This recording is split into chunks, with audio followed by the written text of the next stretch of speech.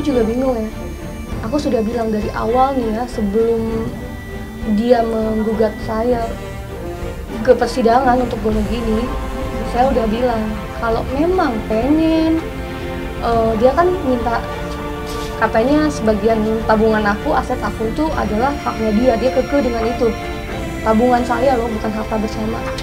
Tabungan saya itu adalah ada haknya dia gitu di uang-uang jatahnya saya itu gitu kan.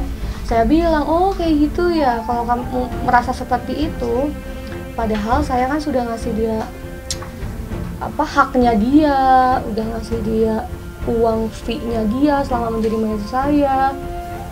Akhirnya aku juga harus berhubungan dengan salah satu bank untuk beli rumah tersebut.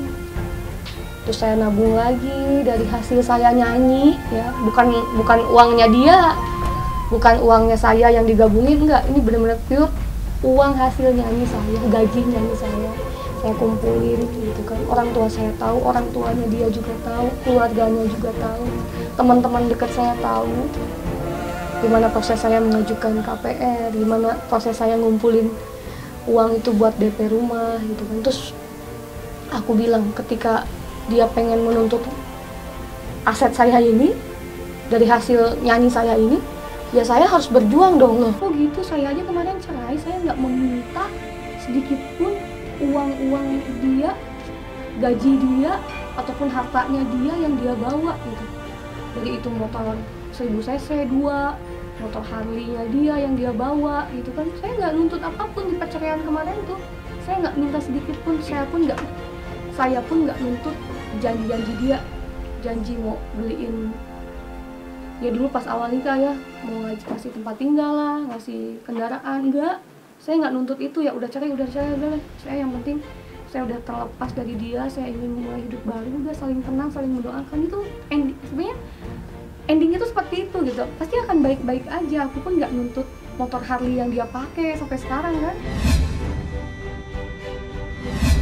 Semua berarti dia mempermasalahkan semua aset dan dana tunai, gitu, uang yang ada di tabungan. Sementara saya sendiri hanya melaksanakan gugatan gonogini, hanya melaksanakan prosedur dalam perceraian, karena dalam setiap perceraian selalu ada pembagian harta gonogini. Hanya itu saja yang saya laksanakan gitu, karena memang dari aturan hukumnya sendiri jelas bahwa dalam setiap perceraian harus ada pembagian harta gonogini, yang mana harta tersebut didapat di dalam pernikahan, di mana saya sendiri menikahi Janet tahun 2010, kemudian berangkat ke Jakarta berdua tahun 2012 akhir, betul-betul merangkak semuanya dari nol bersama. Jadi memang itu harus ada harta bersama yang dibagi. Kenapa rumah Pondok Gede? Karena memang rumah Pondok Gede adalah rumah utama kami, yang mana nilainya sendiri jauh di bawah aset-aset Janet yang lainnya.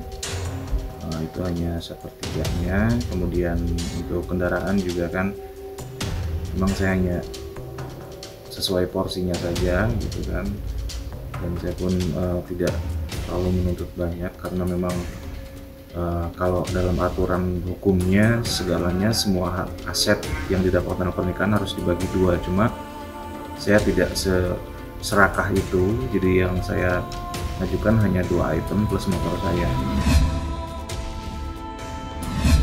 Jadi karena dia menggunakan cara-cara seperti itu atau modus-modus seperti itu, kita pun selaku pengacaranya berpikir, ya, oh ini ada pintu pidananya, ini ada celah pidana. Janet, kalau kamu mau, kita bisa perkarakan secara pidana. Kita tersangkakan, kita tahan dia. Ya, sidangnya masih berlanjut, selalu diupdate sama kuasa hukum saya. Ini bukan permasalahan untuk tuntutan, tapi saya menjalankan proses sidang sebaik-baiknya.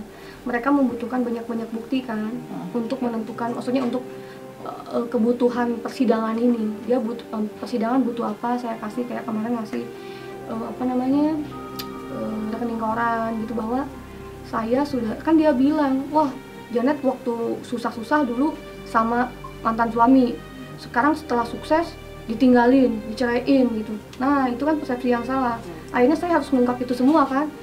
Saya itu profesional sama dia, walaupun dia nggak profesional di bukan jadi manajer yang expert, tapi saya membayar dia secara profesional. Berita bahwa Janet menuntut pidanakan saya ya itu mungkin benar, karena menurut dia sudah transfer ke saya kuno gini, tapi itu sebetulnya masih di dalam pernikahan dan itu pun harus dibuktikan terlebih dahulu gitu.